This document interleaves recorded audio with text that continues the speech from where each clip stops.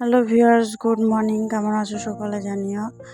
আমরা তো ভালোই আছি। তো দেখো সকাল সকাল আমার স্নান দান কমপ্লিট হয়ে গেছে। আর এখন কটা বাজে দেখো, ঘড়িতে 3:45 বাজে। আর এত ভোরবেলা স্নান করে আমরা রেডি হয়ে গেছি, কোথাও যাব নিশ্চয়। তো কোথায় যাব পুরো ভিডিওটা তোমরা দেখো, কোথাও স্কিপ না করে, তাহলেই বুঝতে পারবে। দেখো সঞ্জুর বাবারও স্নান কমপ্লিট হয়ে গেছে, ওরাও রেডি হয়ে গেছে, আর আমাদের গাড়িও চলে এসেছে। এবার চলো বেরোনো যাক। যেতে যেতে তোমাদেরকে সবটা শেয়ার করব, কোথায় যাচ্ছি না যাচ্ছি। আর দেখো চারিদিক কিন্তু এখনও অন্ধকার। আমরা কিন্তু বেরিয়েছি মানে 4টের সময়, এরকমই অন্ধকার থাকে। আর এই টাইমটায় বেরিয়েছি যেহেতু আমরা তাড়াতাড়ি গিয়ে পুজোটা দিতে পারবো। হ্যাঁ, আমরা পুজো দিতে যাচ্ছি বিষ্ণুপুর খেদাইতলা মনসা পুজো। আর এটা মনসা পুজোর ভিডিও, যেহেতু এডিটিংয়ে একটু লেট হয়েছে বলে তোমাদেরকে ভিডিওটা শেয়ার করতেও লেট হয়ে গেছে। তারপর আমরা যে মন্দিরের এই গলিটায় ঢুকে গেছি। এবার দেখো আমরা চলে এসেছি মন্দিরের কাছাকাছি। আর এত পরিমাণে কাদা হয়েছে, যেহেতু আগের দিন বৃষ্টি হয়েছে, প্রচুর বৃষ্টি হয়েছে, যার জন্য আমি শাড়িটা উঁচু করে হাঁটছিলাম।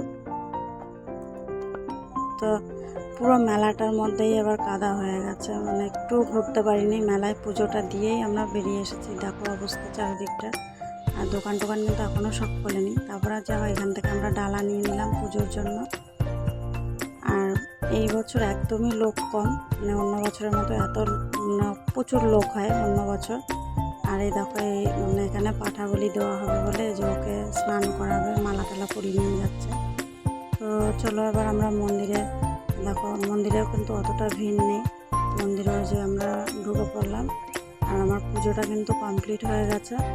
আমি ওই সাইডে ছিলাম, তোমাদের দাদাভাই এই সাইড থেকে ভিডিও করছিল। আর পুজোটা আমিই দিয়েছি। আর তারপর আমাদের পুজো কমপ্লিট হয়ে গেছে। দিয়ে এই পাশটা যে এই মন্দিরটা, এটা দেখছো শিব মন্দির, যেখানেও আমি ধূপ প্রদীপ দিয়েছি, মোমবাতি। আর ওই মন্দিরেও ওখানটায়ও দিয়েছি। দিয়ে আমরা পুজো টুজো করে এখানে এসে যে প্লাস্টিকের মধ্যে ডালাটা নিয়ে নিলাম, কারণ ওইভাবে হাতে নিয়ে তো ঘোরা যাবে না। আর এই দেখো এই পুকুরটায় কিন্তু অনেকেই স্নান করে। তারপর যেহেতু যে পাঠা বলি হবে, ওদেরকেও স্নান করিয়ে পুজোর জন্য রেডি করছে, যে এখানটায় বলি হবে। এই রাস্তা দিয়ে যেতেই যেইটুকু যা পড়েছে আমরা সেইটুকুই ঘুরেছি, একদমই ঘুরতে পারিনি, প্রচণ্ড কাদা ছিল ওই কারণে। তারপরে দেখো এই মেহেন্দিটা আমি কোনো দিন পরিনি, বিশ্বাস করো তোমরা। মানে বাড়িতে আমি এমনি মেহেন্দি কিনে এনে পড়েছি, কিন্তু এটা পরিনি। আমি বুঝতেই পারিনি যে এতটা আমার হাত জ্বালা করবে, প্রচুর জ্বালা করছিল হাত।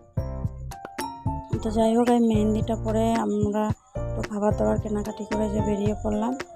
আর দেখো একদমই ভিড় নেই বলতে গেলেই। আর আমরা কিন্তু ওখান থেকে বেরিয়ে পড়েছি 7টার মধ্যে। মোটামুটি আমরা 8টার মধ্যে বাড়ি পৌঁছে গেছি। কারণ কাদা কোথায় ঘুরবো। আর প্রচুর জিনিসের দাম এখানটায়, এতটা দাম হয় না। এই মেলায় দাম খুবই কম থাকে। তো এইবার প্রচুর দাম হয়েছে, এই কারণে আগের দিন বৃষ্টি হয়েছে কাদার জন্য। তো অনেক দোকান টোকান বন্ধও ছিল, খোলেনি। আর এই দেখো কথা বলতে বলতে চলে আসলাম আমাদের চাকদা চৌরাস্তায়। এটা হাই রোড ওপর থেকে যে রাস্তাটা হয়েছে, আমি কিন্তু এটা অনেক দিন বাদেই দেখলাম।